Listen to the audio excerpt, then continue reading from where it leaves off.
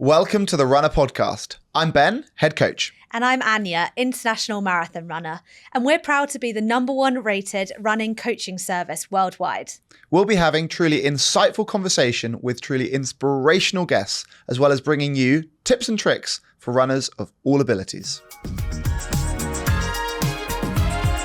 Today on the podcast, we spoke to the incredible Tim Don, who is not just a 3-time Olympian, but broke the world record for the fastest time doing an Ironman in Brazil. This was before carbon-plated shoes, may I add. He unfortunately broke his neck in an awful accident just 3 days out from the Kona Ironman World Championships. And he shared his incredible, inspiring journey of getting back to his potential. He's known as the Halo after having an unconventional method to get back to competitive training. He had a carbon fiber halo around his head with screws going into his skull, which he actually brought in to show us today. He was back on the bike before you know it, and even ran a marathon 6 months after his accident. He then went on to go back to win a 70.3. He is such an incredibly inspiring person who we can all learn something of. Enjoy the episode. Hi, Tim. How are you? I'm good, thank you. Very well. How are you guys? Good, thanks. Do you have a nice run? Yeah, very well. I'm just catching my breath after trying to keep up with Tim around Battersea Park for 10K. I guess we'll start right at the beginning of your journey. What got you moving into health and fitness on day one? I think I was lucky that it was a long time ago, that there wasn't that kind of like social element. It was just playing football with my friends. It was just riding my bike, and then from that, I got, through school, just running, like joined my local running club, which back then was called Hounslow Running Club. Now I think it's Windsor, Slough and Eton and Hounslow Running Club. So very long-winded. It's moved up market. I just always loved it. I had an older sister who was a runner, and then a rower, and it's pretty easy and pure thing to do. Do you think it was always having an older sister that you looked up to that meant you kind of like wanted to copy her and found it fun, or? I'll be honest, not copy, wanted to probably beat her. Okay. Yeah, very competitive family. My parents were really active as well. So, I remember when I was 6 or 7, my dad would go for a run and I'd be on my BMX riding next to him, kind of like, keeping up for the loop that he used to. I still remember the loop now. So, we always did lots of things together. Whenever we went on holiday, we'd always take our bikes, go, and I swam a lot as well. When I was younger, I learnt to swim at Teddington Swimming Pool in southwest London as well. And so when you joined the Hounslow Running Club, were you better than all your peers, or? That is so funny. No, I wasn't. I was probably one of the worst ones in the group, because my group, after about a year and a half, my group consisted of someone called Mo Farah, someone called Sam Hockian, who was a very dear friend of mine, who unfortunately had a car accident and died young, but he was like a 13-minute 5K runner, and another lad called Ben Whitby, who went to the Commonwealth Games, and Sam and Ben also went to my school. So I was probably top 6, 7 in the county, but in my school I was still number 3. So I knew from a very early age I loved running, but these guys were just next level. Wow. I mean, what are the chances? And do you think it's the case that you all went on to achieve what you did because you were pushing each other, or do you think it was just pure chance that these genetic specimens were all in one place? It was just pure chance. I mean, I remember I grew up near Bushy Park. I'd be driving home, or my mum would be driving me home from early morning swimming, and I'd see this pack of East Africans walk into Bushy Park at like 7 o'clock. And this is in the 90s, because they'd been bought over by Kim McDonald, who was their agent, to run, and they'd be walking to Bushy Park to do their track session. I'd go down to the local track at Kingston, and we had Sonia O'Sullivan and Craig Mottram, Daniel Coleman. And for me, that was normal. Richard Narurka, one of the Britain's greatest marathon runners. And for me, it was normal to see these guys, a pack of East Africans running around Bushy Park at like 240k pace. That was every day. And when I look back, I'm like, man, it was like the Silicon Valley of endurance world. And I was just so lucky to be involved in that. Yeah, but surely like having those people to look up to make you believe it's possible must have helped, because I just think I didn't know any marathon runners. I didn't think you could do that. Like when I was younger, I wish I had all of that. I think, absolutely. You looked up to them, but they're so normal. They're not, they are superstars, but on a day-to-day basis, my gosh, they work hard, they train hard. You know, I didn't see them as like, you know, David Beckham stood there, you know, shaving his head off, Alex Ferguson going nuts, and he still scores the curly free kick. You know, it wasn't like that. It was like, well, look at them. They're on their knees, having just finished a track session. I'm on my knees. This is the way forward. You know, did then I dream of becoming an Olympian? Did I dream of? No, I just wanted to be better than I was yesterday. And that's all they aspired to. But they're better than they were yesterday was a world record. It was being a national champion. And so it was really just seeing people work that hard, which is really what inspired you. And enjoy it. You know, kind of like, and it was something, and I know this sounds a bit cliche, there's something pure about everyone killing each other on the running track, putting on their tracksuits, but taking off their racing flats, no carbon shoes back then, putting on their trainers and just having a laugh on the warm down. There was no, they ran better than me, I ran better than them. It was just like everyone was in it together. There was definitely an endurance movement, you know, when I was younger, which, yeah, it was just awesome. Yeah. And so there was running in the Hounslow Track Club, the running club. Yeah. When did cycling and swimming start to be part of your kind of routines? So kind of, I guess, so I swam a lot, you know, when I was growing up, and then a good friend of mine, Stuart Hayes, he went to London Olympics for triathlon, a local lad. We've known each other since we went to primary school. He said, you know, you should try this thing called duathlon. So I think there's a place in Chertsey called Tank Tracks, an army military training place, and they had a closed road duathlon. And I remember it was I had my trainers on. I didn't have any, you know, cycling shoes, and I think I got 6, and it was the top 6 went to the European duathlon champs, and I was like 14 at the time, and I got 6, and Stuart got 7th. And this guy came up to me and says, "Oh, you know, here's the letter, you've been selected." And Stuart, he told me to go do the race. I got like knocked him off on, and yeah, I went to the European champs in Finland, and I got 4th. Wow. And I was like, and did you learn to use cleats in this time? That time I did. Yeah, okay. I saved up, went to Richmond Cycles and bought the cheapest pair of cleats, or my mum and dad bought me the cheapest pair of cleats. And then I was like, what is this? And I was at the stage then of looking for some work. I did a paper round, but it wasn't enough. So I got a job. I did my lifeguard course, got a job as a lifeguard at Hampton Open Air Pool. There was Thames Turbo Triathlon Club then, who was then sponsored by a bike shop in Wandsworth. But the guy who owned it lived in Teddington, so that's why it was they sponsored it. And I joined the local triathlon club, and there was this guy there who I knew from my swimming background called Spencer Smith, who was the then world champion, and that was his local tri club. And yeah, I guess the rest is history. I feel like doing that, they always say is it's kind of like genetic or environment. And so much of what you're saying is just the perfect environment. But then you did mention that your parents both were into their running as well, right? Yeah, my mum's a badminton player, not competitive or anything, but my dad, he was a Premier League referee. So he's been to the World Cup, done European Championships, the FA Cup, and then when he retired, he set up the professional referees for the Premier League. So always very fit, very healthy. My sister rode for Oxford. She's actually yesterday competed in the World Winter Triathlon Champs, so cross-country skiing, mountain biking, and running all on the snow.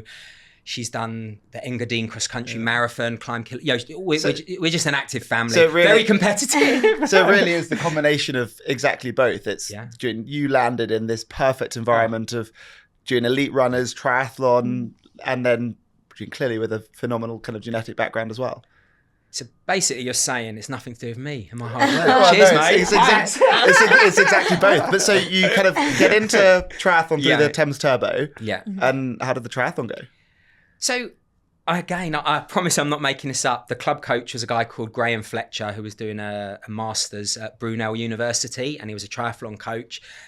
He obviously saw something in me when I was, so this is in 92, 93. He then got me, he then started writing me a program. He printed out this A4 piece of paper, had the days of the week here, had swim, bike, run, out of 10, how you feel, how many hours you were sleeping. So I guess that was my what's it called? HRT, yep. You know, your Whoop score. He was doing all of that kind of stuff back in the early 90s. He gave me a training program, and I did more with the club, really enjoyed it. And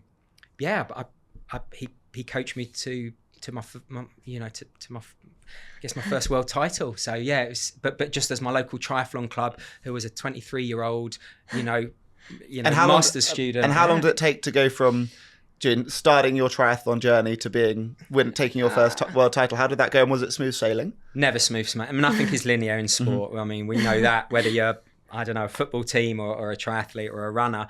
My first, I guess, like in the big scheme of things, my first world title, I was 69. My first time representing Great Britain at the World Championships, I was 69th and about 11 minutes behind the winner. Then the next year I was 18th. The next year I didn't finish. And then the fourth year as a junior, I was world champion. So it took 4 years. And I was saying earlier on the run, when I got fourth as a youth at the European Triathlon Champs, I did finish fourth. What I didn't say, full disclosure, I was the third Brit. The guy that won it was British, and the guy that was second that was British. And it was just, all ships were rising on this tide. I was in, there was myself and Stuart Hayes. He's a year younger than me, at Thames Turbo. Every bank holiday Monday, they had a race.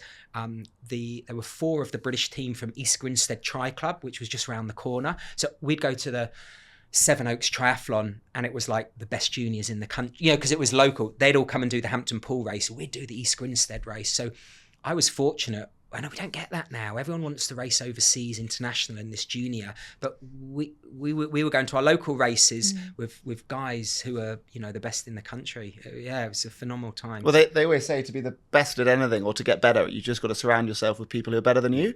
And that seems to have been around you in all of these different areas of your journey. And it's so true, because I think the secret to being the best is almost not believing you're the best. You've got to train like you still want to be there. Yes, it's cliche, but it's easy to get to the top because you've got that goal. But when you get there, what do you do? And I think the best that stay there the long, whether it's Michael Schumacher, whether it's Lionel Messi, whether it's now Alex Yee, Alistair Brownlee, Jonathan Brownlee, is training every day like you're a contender. And yeah, no, I'm a big believer of that. Having a process, sticking to your plan, believing in it. Enjoying it on the way, don't get me wrong, but I think you need to train every day, like you want to be a world champion, you want to do it again. I think that's what I like about triathlon or so many things, but if you're the best at the swimming, you might not be the best at the cycling or the best at the running. I think that's why triathlons get so competitive, and it's why it's so exciting to watch, because you can always work on something else the next day, and why they all become superhuman. Which were you best at, and did you have to focus on one to get there, to get to where you are now? Yeah, I was always definitely a better runner. At my best, I've run 13:39 for 5K. I've run competitive 1500 meters as a triathlete. And when I started, there was no drafting. So I would do these junior world champs, and there was no drafting. So you had to be strong on the bike. And then drafting started to come in because World Triathlon had their eye on Sydney, on being an Olympic sport. And it wasn't going to work having a non-drafting race because it was getting impossible to police, because everyone was coming out the water so close together, as we can see in lots of races, so you couldn't spread them out. So it was and I was a good swimmer, but I wasn't the greatest of swimmer. And all of a sudden the swim was important because you had to make that lead group. You had to be at the front. Once those packs had formed, it was very hard to jump across. So I really had to join Kingston Royals, my local swim club at the time. We used to swim at a place called Heron Lake. I don't know if they still swim it. It's a disabled water ski lake. We used to swim there twice a week with Thames Turbo. And I really had to, but again, training means nothing if you don't execute in racing. I'm a big believer of training to race. Everything you do in training, whether you're a swimmer, if you don't touch with 2 hands in breaststroke, you forget it once in a race, you're going to get disqualified. So I really wanted to emphasize that it doesn't matter if I've got the best streamline off the wall, dolphin kick. Can you do that in a triathlon?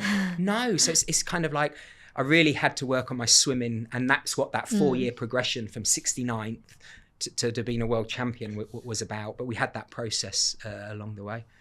And so from that kind of world title, when you go on to the Olympics, you go on to Ironman and set the world record for the Ironman, was that the goal?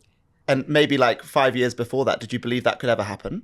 No chance. No, I mean, when I was younger, you kind of wanted to be world champion and go to Kona because it wasn't an Olympics. And then, as I was a teenager, it was like, we're going, and it's like, wow, that was the one thing, all my run groups are going to the Commonwealth Games, they're going to the Olympics, everyone around me, that's what they're training for, that 4-year cycle. And then all of a sudden it was like, no, I want to go to the Olympics. But no, I mean, yeah, you got a dream. But I think on a daily basis, that is not what I was thinking about. And I'll be honest, those early years, I mean, we were having fun. I finished my A-levels. I took a gap year. Friends of ours lived in the south of France. They had a spare room. Me and my good mate, Gav Smith, who coached Cassandra Beaugrant to her Olympic gold last year. We went down to the south of France for like 8 weeks. Then I went to Zimbabwe for the whole winter in the 90s because it was great altitude training. And, I was like, why train in the rain of London and when I can go down to the southern hemisphere? So for me, it was always about the journey, the adventure. And there was no funding, there was no structure within the federation. You had your British triathlon license and kind of like that was it. So the sport, when I look back, it has evolved at light speed. It really, really has. So you've been to 3 Olympic Games. At what point, well, firstly, that's amazing, congratulations. At what point did you feel like it was right to step up to like Ironman distance? Was there... I mean, I think, it was. I wish I'd stepped up earlier, to be honest. But in 2012, so my last games were Beijing in 2008, and unfortunately, I got food poisoning 3 days before the race, and I got lapped on the bike because I was like, I'd lost 4 kilograms. I was half the man I was. The last race I did before Beijing. I'd won by 25 seconds. Jan Frodeno had a sprint finish with Bevan Doherty, who got the 2 medals at Beijing.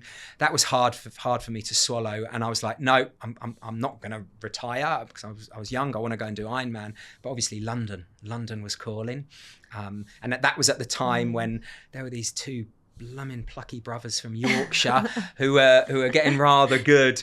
And and unfortunately, the federation took domestiques to work for them. So I wish I hadn't have gone for it, but it was that allure. But Kona's special. Like how many sports do you say? It's like you win Wimbledon, you don't win a Grand Slam. You win New York Marathon. Kona. If I say it within the endurance world, if you say, yeah, I'm going to Kona, it's like, have you ever been to Kona? Is not the nicest of places, but in our world, it means everything. Well, you say I'm going to the world champs for triathlon, and it just has that allure to it. So it was definitely 2012 at the end. That's when I said, I need to reinvent myself. I need to change my infrastructure. When you travel in Europe, if you've got your bike and someone says, oh, what do you do? And you say, I'm a pro triathlete. They go, oh, have you been to the Olympics? When you travel in America, you've got your bike. First thing they ask, they go, are you in a band? I'm like, no, it's not a piano. It's not a drum kit. It's really bizarre. But you say you're a pro triathlete. They don't ask if you've been to the Olympics. They say, have you been to Kona? So in October 2012, I'd been to Boulder before in 2002 to train. I love altitude training. It really works for me. And I'd train in Colorado Springs and Denver. And I thought, you've either got to go to Germany and train there because Ironman's huge there. I can't speak German. You've got to go to America. And there's this place called Boulder, which I'd been to.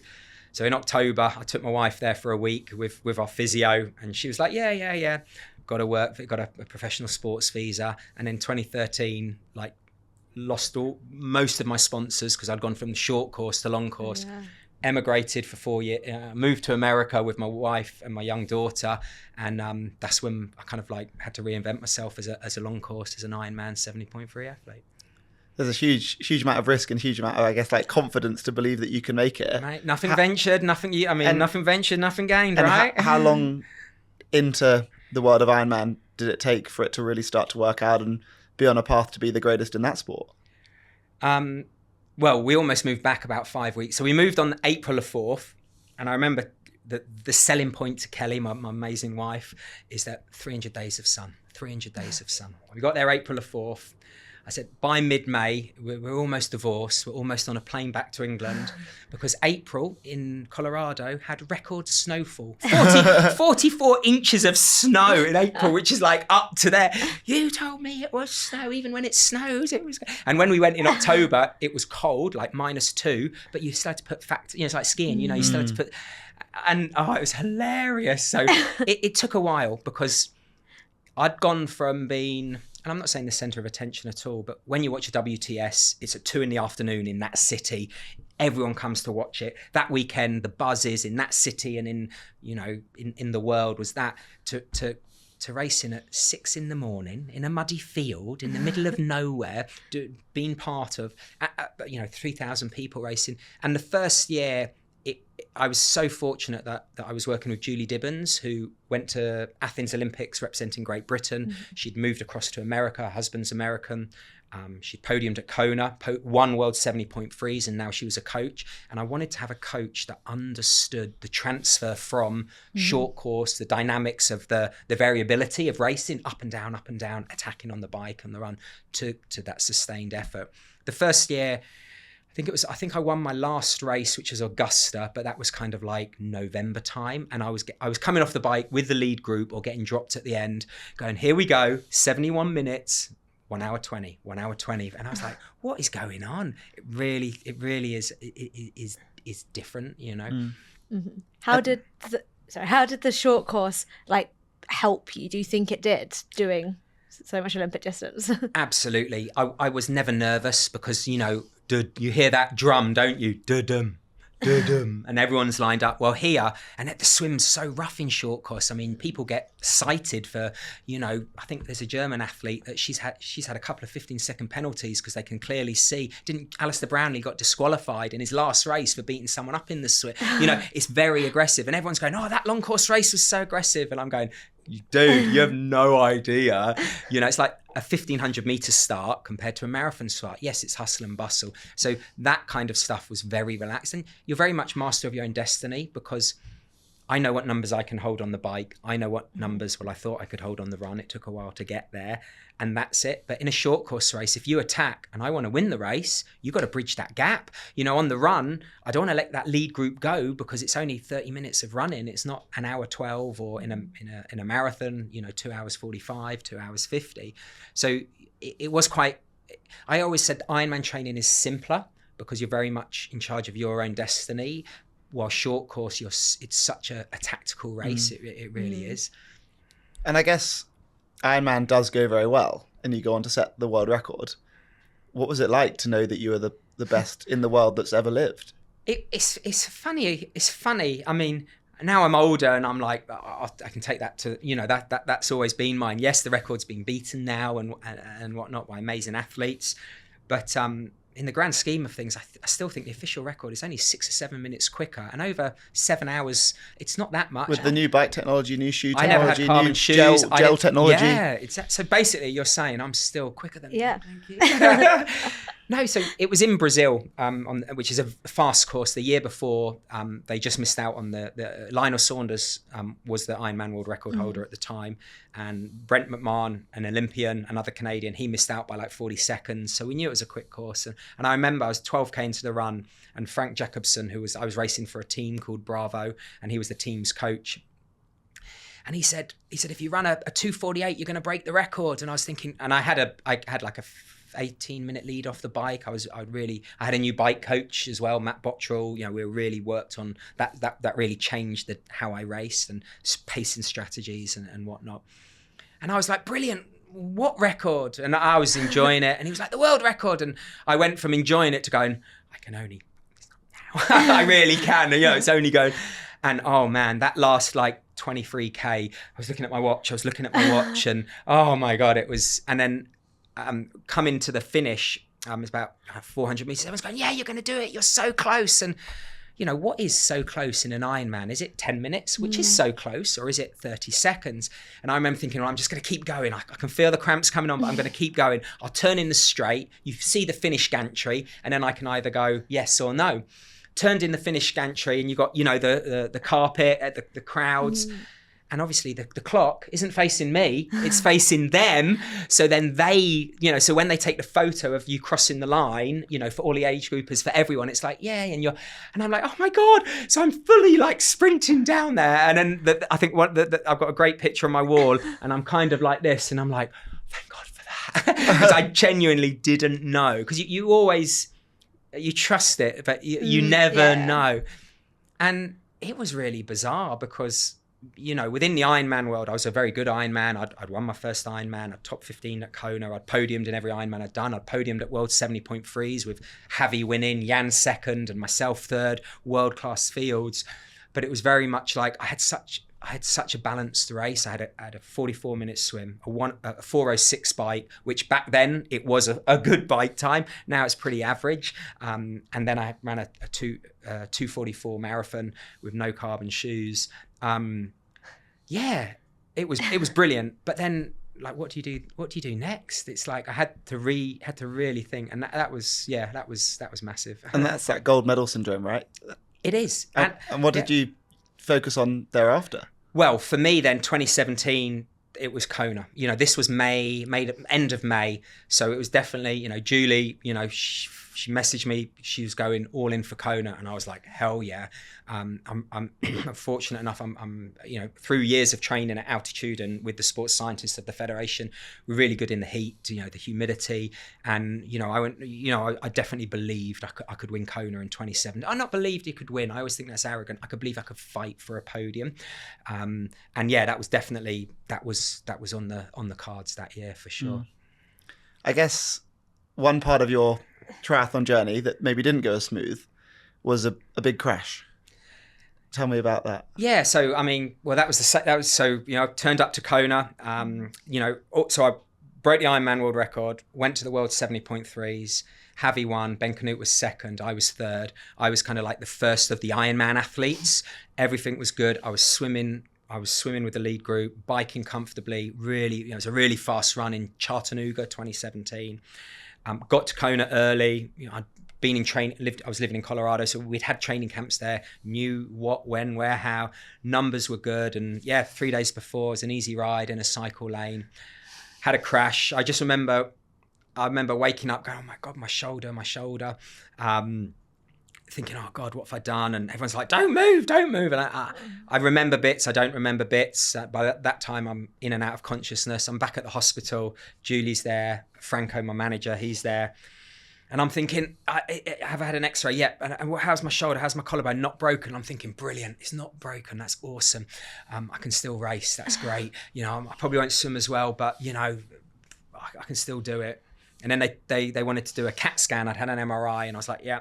And you lay, I would say, a silk sheet, but it's not. It's like this polyester shiny sheet. And they kind of put you on it and then they slide you onto the CAT scan. They did, and there's someone's got your ankle, your hip, and your head, and they pull you across. I do my CAT scan, and then after the CAT scan, they go, through the walkie-talkie. They go, yep, you're all done. I'm brilliant, and I'm like, what the hell? They go, no, don't move. We're just going to put this brace on your neck again. So I put the brace on the neck, and all of a sudden, I'm like, what's going on? I've got a nurse with my ankle, a nurse holding here, and all of a sudden, it got very serious, and that's when they told me I broke my neck, and at the moment, I'm like, give me the morphine, man, sugar. I just want to get rid of this pain. So, and you're practical because you're like, okay, if you go to the doctors, you've got a sore throat and they tell you need antibiotics, you're not questioning it. Okay, what do we need to do?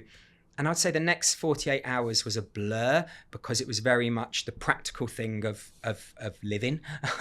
And then they fitted the halo. And everyone's like, did you watch Kona? Were you emotional? And I was like, well, no, to be honest, I was so high on blooming morphine and codeine and this, that, the other. And that's when, I wouldn't say my life changed, but I think the word perspective meant something because I had a son by then as well. So my daughter, my son, and all of a sudden it was always this holy grail, this quest of being the best in the world. And, when you're younger, you just want to be the best. And when you're older, you want to do it for your family and for your coaches. And then there's another, your why changes. And all of a sudden my why was my family, was the people along my career that had meant something to me, that I'd meant something to them. And, but I didn't want it to end, you know, you always want to end on your own terms. And that's why I was hell bent on trying to get back. Did I believe I could be the same athlete? I think deep down, no, but I was kidding myself thinking that I could still get to those lofty heights of racing for a world title. Well, that's such a unfortunate thing to have to go through. Was the halo a choice? It was a choice, yeah. So tell us about the halo, and for those listening, what was the halo? What is a halo? Yeah. So I was very fortunate that the doctor, Dr. V or Mr. V, the guy, he is one of 4 neuro, spinal and brain surgeons. He's one of 4 in the country in America that can operate neurally on your spine and on your brain. You know, he's really, really like the most, like, just like crazy. You know, that's his thing. But the beauty about it is he's also done Kona. So when you say you're a bit fit, he lived in Boulder or Denver, Boulder. And I'd actually, unfortunately, my daughter got very ill when she was younger and had to have brain surgery. And he was the surgeon that we went to. So I kind of knew him. Terrible bedside manner. But he came in and goes, you've got 3 options, but you've got 1 option. You can either wear an aspen collar, so like a soft neck collar, which is basically like a plaster cast, but it's not as strong as a plaster cast, and you have movement. You can either have a fusion, so they would fuse C2 and C1 together with 2 titanium bolts. The problem with that is your vertebrae, everything moves independently. By these 2 moving together, it puts stress on 3, 4, and 5. So with an active life, and not quite as active as you, because I know you like a bit of everything, you will then need to have another fusion where they go in, they go like that, and they put a mesh on kind of like your whole upper spine, you know, because the deterioration. Or you can have a halo, which is what I'd recommend. Cool, I'll have a halo. What is a halo? It's where they get this carbon ring, they put it round your head, and then they screw these bolts into your head, and then there's this big structure. So it's like the aspen collar, but literally you cannot move because it is attached to your skeleton through your... I was like, cool. So what do you mean? How do they attach it? And they basically have titanium screws that they tighten. You can see I don't know if you can see them. I've got like these little marks here and I've got some indentations here, and they literally kind of, they get one of these. Oh wow! I didn't know you brought one in. They get one of these and they tighten it. So you cycle, they tighten it to 8 Newton meters and there's a torque wrench into your skull, and it goes nearly a centimeter in, and it's titanium, so you can go through all the scans. And this is one of them that goes into your head. So as much as I would recommend it, I wouldn't recommend it at all. And people say, you know, they ask you had the choice, and they say, would you make the same choice? Do you know what? If I knew what I knew now, the pain, man. I mean, yeah, have a feel. So this has been in your skull? That has been in my skull. If you feel how sharp it is, about a centimetre. Wow. And my, because... And the reason for that choice was so that you could make it back to that level of sport and make a full physical recovery. Yeah, that was the nothing's certain in life, not 100%, but that was the best chance for me to get back to the start line and be competitive. As the pain was wearing off, to be fair, how long did you have to wear the halo for? For 3 months. But and to be fair, the neck wasn't that painful because it wasn't moving. You know, it's like the bone. Was it the most pain the skin? 3. I mean, you got an open wound. Basically, you've got these sticking out your head, and every day, 3 times a day, my wife would have to clean them. I couldn't wash my hair. I couldn't sleep in a bed. I had to sleep upright. Every time it moved, it was painful. There was one time when the medication I was on wasn't working. I was trying to get an Allen key to take it off myself. I had to get held down.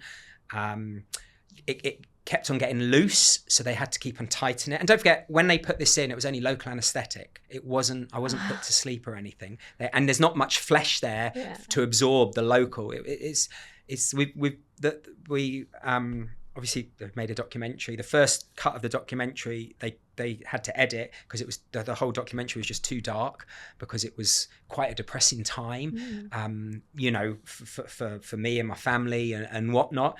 So they kept on having to tighten them. And one great thing before Christmas is they said, look, we can't tighten this one anymore. And I was like, you beauty, it's coming off early, because if we tighten it anymore, every time they tighten it, it's going further and further into your skull. It's going to go into your brain because we can see in the CAT scan. And I was like, so we're going to have to take that one out and drill another hole next to it. So I actually I've actually got 2 holes one side, 1 hole the other side, because I had, just before Christmas, I was thinking, I've got it off. And I didn't, I had to. And so it did make your neck did make a full recovery. It did make a full recovery. And in hindsight, despite that, you still maybe would have gone back and done a different approach. There are days when I do, and I mean, like, the pain is serious for 3 months. And, you know, when you're out the other side, when you're out the storm and you look back, but then when you're on your own, you think about some of those days in that storm, you know, you think, God, like, what would I invite? If it was one of my kids, what would I say to them? Would I say, you know, and would I go for it? Don't go for it. You know, in that moment in time, is it worth it? It was and it wasn't, because did I win have I won Kona? No. Did I go any faster? No. But I still did some great things for me personally. But again, that perspective changed. Again, we wouldn't make the same decisions. You know, I'm sure in life, you know, whether it was having that extra drink, whether it was doing that extra mile that pulls your hamstring, or not listening to your coach, or you know, it's, I don't know. There are days when I would have gone, hell yeah, all in. But there are days when I think, oh no, man, you know, it was a tough ask, you know. Yeah.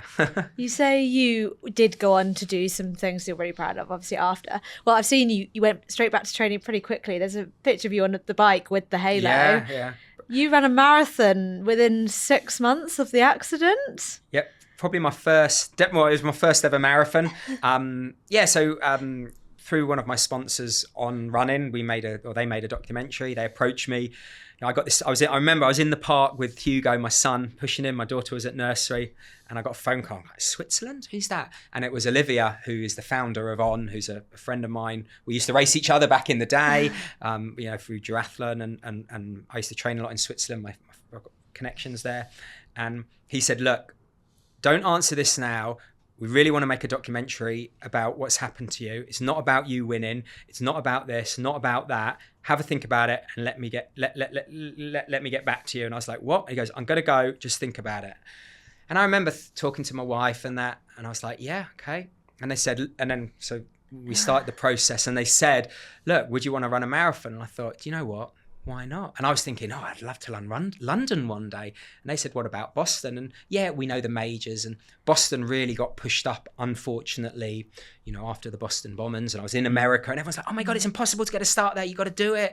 And I was like, yeah, okay. So yeah, it was 6 months and a couple of days after I broke my neck. I stood on the start line, and probably to this day are the worst conditions Boston Marathon has ever had. It was that point-to-point headwind, driving range. I was freezing at the end. So yeah, I did. I told everyone I wanted to run under 3 hours, but secretly I wanted to run under 2:50, and I ran 2:49:52. So yeah, I was wrecked. You know, I shouldn't have done it, but you know what it's like when someone offers a challenge, you don't cower away for it. You're like, hell yeah. So yeah, it was great, and you know, it was the only marathon I've run with loads of people around me, because in an Ironman you're always on your own, or someone's going flying past you, or hopefully you're flying past someone. And I loved it. I was chatting to people. I was, you know, really embracing it, except for at Heartbreak Hill at the fire station. Yeah. Oh my days. That is my quads were just screaming at that stage. Well, just a testament to your mental strength to get back there so quickly. Or stupidity. Maybe. I guess my final question, you then went on to retire. You mentioned it to me on the run earlier, which is that I think you said, June, professional athletes have to die twice. How have you found, June, being the greatest in a sport in the world, and now no longer seeing that sport for your day-to-day purpose? And how have you managed to find, June, structure beyond retirement? And how have you found that? It's been tough, I'll be honest. I mean, you know, you've got this hell-bent kind of like desire, this laser focus on whether it is to get back from injury, to be a world champion, break a world record, you know, to kind of like, well, what am I going to do now? You know, I'm now in my mid to late 40s, and it's like, I will never be as quick. I will never reach those heights. And it did take some adjustment. You know, I've always loved the process. I've always taken a keen interest. I still have my training diaries from 1992. You know, they're in our garage. You know, to the whole online. You know, and you know, I slowly decided to do a little bit of coaching, helping out with friends, and so I you know, that became a real focus. And you know, one of the last things I did through lockdown, I was fortunate enough, I went to the Paralympics as a guide for Dave Ellis. You know, again, it was finding different challenges. Through that, I saw triathlon in a whole humbling, unique way. You know, I've got children who race as well. And and then there was I got approached by someone from, which was then Super League, saying, do you want to do these arena games? We want to do an angle where an Ironman, but you're obviously a good short course. And I was like, yeah, okay. So I actually raced the arena games in London, where you swim in the pool, you ride on Zwift, and then you run on Zwift. And then through that, it opened up doors for me to work with Super Tri. So I manage one of the Super Tri teams, and I wouldn't say, you know, I guess I'm living my fantasies, you know, through other people, and I get just as kicked when my team do well, you know, podium racing, you know, when my athletes, you know, they go, I did the same loop 3 beats slower at the same kind of like pace, you know, for me, those are my wins. So, but then there are days when, you know, you know, it's such a social thing is sport, especially even elite level, age group level. You have run clubs, you have park runs, you have triathlon clubs. I had training groups. You know, there are days and I'm sat there going, I'm going to go for a run on my own. God, I miss those days. But then when I say it, I smile. So, you know, I'm so fortunate you know, the life I've lived, and, you know, I've got a lot more to give. And now for me, it's just finding a way of giving back. I always say I'm a custodian of the sport. No one owns triathlon, and anyone that says they do, whether it's a big brand or an individual, it'll always evolve. It'll always change. We had our first world champs in 1989 in Avignon.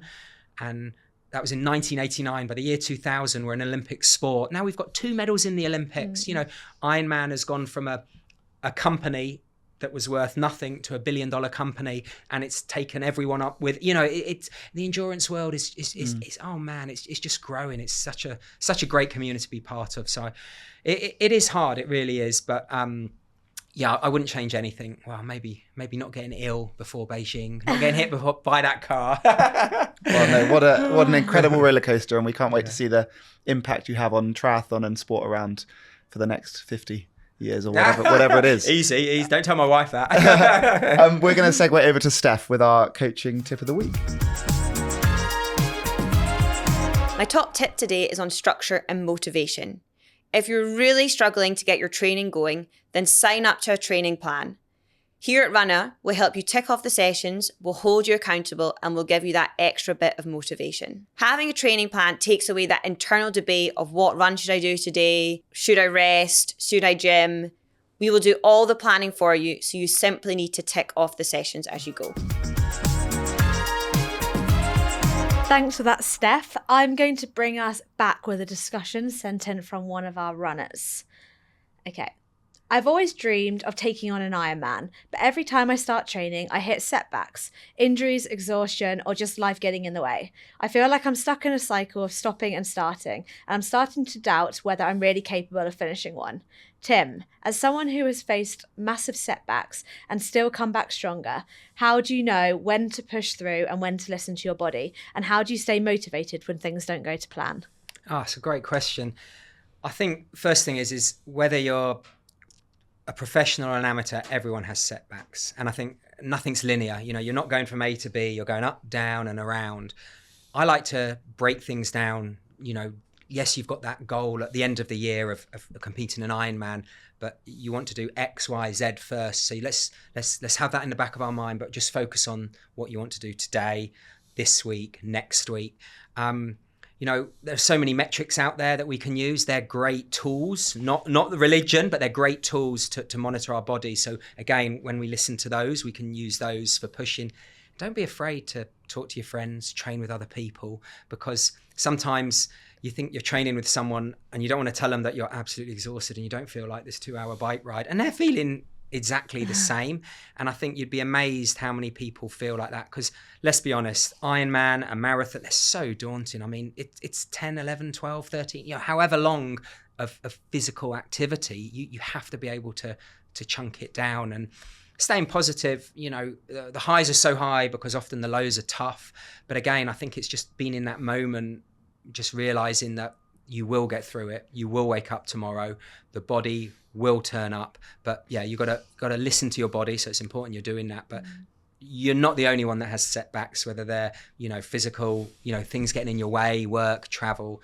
I hope that helps. Yeah. No, I agree. I think also I would say that, like, for so many people, we have this big goal. Imagine it's London Marathon and you get a bit of an ache or a pain along the way. I think so much of it is to also remember, like, the big picture, long-term goal. And I think for so many people listening, for like amateurs, for normal people, hopefully the goal is to have a long-term, healthy, happy relationship with exercise and with running or with triathlon. And therefore, if it's the case that maybe we actually have to take our time, overcome an injury, but that allows us to have all summer long ahead of training and exercising and being happy, that's much better than persevering, pushing through a little ache or a pain to make it into an injury, getting around that race, but then actually taking 3 months off because you've really hurt yourself. And I think thinking about the big picture is hard, especially when you have these short-term goals. But I think thinking about the big overlying or underlying goal, I think, is so much more important to then hopefully depressurize those short-term goals as well. Oh, absolutely. And again, like, you don't want to finish it and go, oh, hanging up my bike. No. Or, I don't want hanging up my shoes, not doing another marathon. Maybe what did Stephen Redgrave say? If you see me near a boat again, shoot me. You know, you might have that initial, but you want to, within a day, you want to say, that was pretty good fun. Yeah. You know, maybe I will do an autumn marathon, or I will look at going I can improve here, and I wonder this and that, you know, and get that excitement going. Yeah, no, absolutely. Yeah, the most important thing is being happy and enjoying it. Yeah. Right, moving on. We have got some slightly silly this or that's for you. Okay. Would you rather, if you did a triathlon or your next triathlon, would you rather do it with just the one gear on your bike, or you have to do it in running shoes with no cleats? Okay. How long's the triathlon and what's the gear? Okay. That's a good question. What's the gear? Because it does. It's an Olympic distance triathlon. It's hilly. Ooh. And it's the middle of your cassette. So it's like normal middle of the range gear, comfortable on the flats. One gear. That's your only gear. I'll go for one gear. Oh, really? Yeah, one gear over cycling. Oh, what? And you'd grind that up the hills? Yeah, I would. And you'd spin it down the downhills? Spin it freewheel, shake the legs out. Really? Yeah. Because there's a gain to be had in trainers. That there's no cleats to be putting on. You can jump off that bike pretty quick. Yeah, but over a 2-hour event, the transition, and again, the transition is only a minute, 30, 40, 50, 2 minutes. So you might gain 8 seconds there, but then just the direct transfer of power. Okay. Yeah. Okay, so you're going. And hopefully it's not too hilly. Now, come on, if I look at the profile and go, that's bloody outdoers, mate. What about you, Annie? What are you going for? When you just said the transition's like 50 seconds, a minute, I've done like 8-minute Annie transitions. Annie does full face of makeup in there. I love it. Brilliant. She does a fake tanning as well. I would do one gear as well. I've got a really bad, what is gear ratio? I don't know what it's called. You got chain rings. You've got a small cassette, so you don't have many gears. Yeah, and I cycled in Morsey and everyone was so shocked at how little I changed gears anyway. Oh, really? It's probably bad. I forgot my cleats to the Blenheim Palace Triathlon last year, and I still got the fastest cycle leg of the whole race. Yeah, but look at the size of your quads. I'm not surprised. You just powered I'm going no cleats. Yeah. It was quite funny dismounting because I basically dismounted at a full sprint. Yeah. Okay, second one. Yeah. Would you rather tomorrow run a marathon or do a 70.3 triathlon?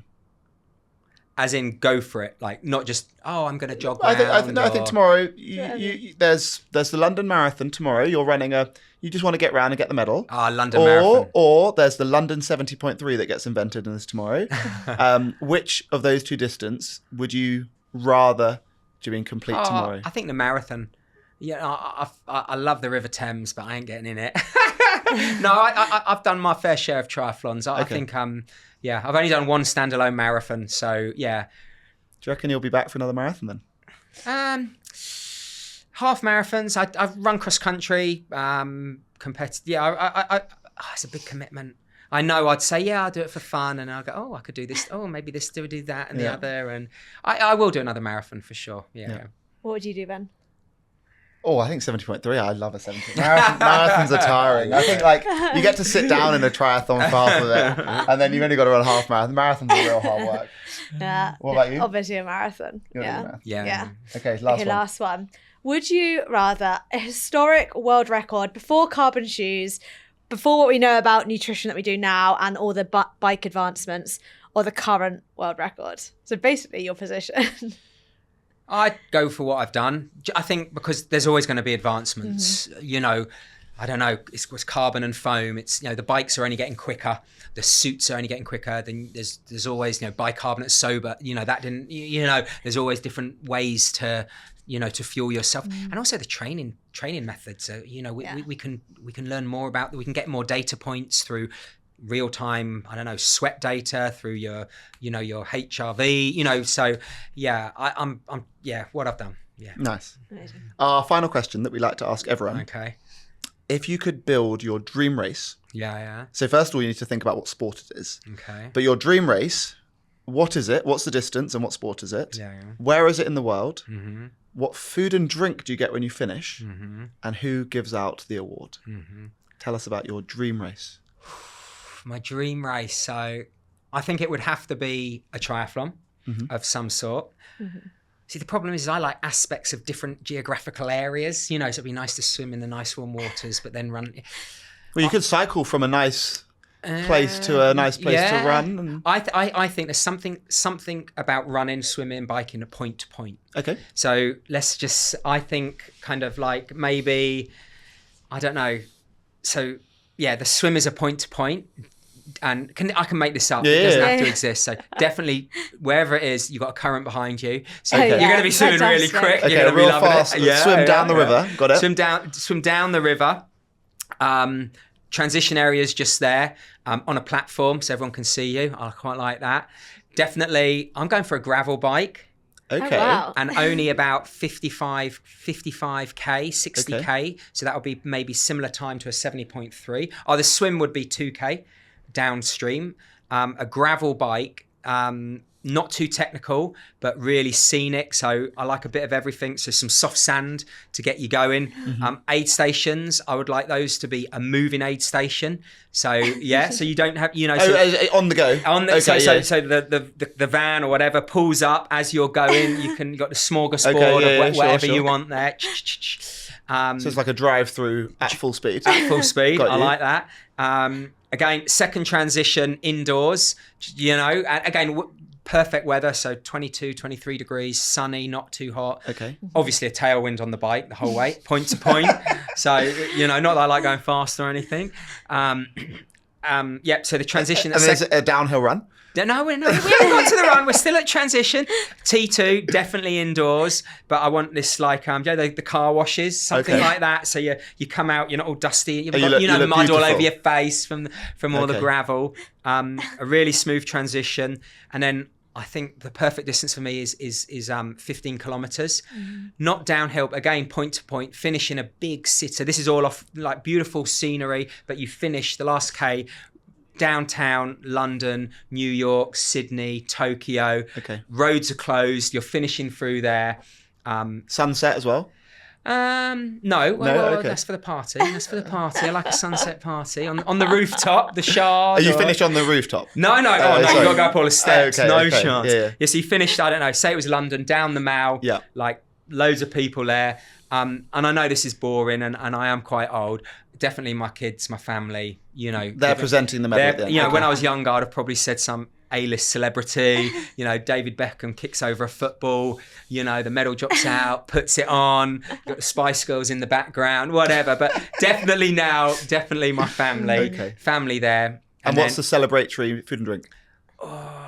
Look, you know what they say about pizza? You get good pizza and you get great pizza. So a really nice wood-fired margarita, maybe a bit of pepperoni on,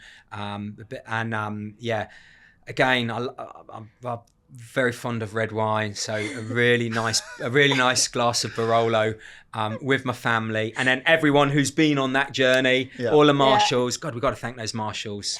You know, they're all there, and we have a really good on the top floor as the sun's going down. I think this is going to sell out. I can't wait. I'm already. This is fantastic. Mailing list. Well, I think there's every single one of our listeners is ready to come. So just let us know when it's out, I'll and see you on the start line. That's it. Wow. Well, Tim, thank you so much for telling us your journey, your story. It's so inspiring. I'm sure you've inspired so many. And well done on everything you've achieved. And we cannot wait to see what you do next as well. Oh, thank you for having me. And keep it up at Runna. Well, thanks, Tim. Today's podcast is powered by Runna. Runna is the #1 rated running coaching service worldwide. And whatever your running goal, whether you're looking to do your first 5K, improve your time over the 10K, or even run a marathon or an ultra marathon, we'll build you the personalized training for you to help you get there and enjoy the process along the way. If you want to download the Runna app, you'll get 2 weeks for free with code podcast25. And if you're already a Runna customer, you can head to the premium offers section where we've got a 15% off discount for you off any of our Runna merchandise. And if you enjoyed today's episode, please like, share, subscribe. And if you loved it, give us a 5-star rating. And we'll be back next week with another inspiring guest. See you then.